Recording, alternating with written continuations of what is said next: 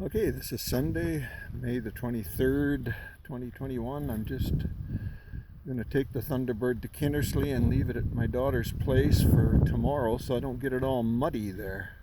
It's supposed to rain tonight, and if I wait till tomorrow, it'll end up being a heck of a trip in the mud I'm worried about. So I figure I'll spend a little extra money and take it up there today.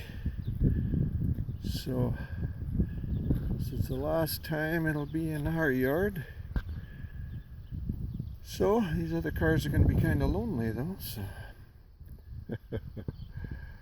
okay, I better get scooting here before the rain comes. It looks a little like it could start in any time here. It's supposed to be 100% chance today and tomorrow.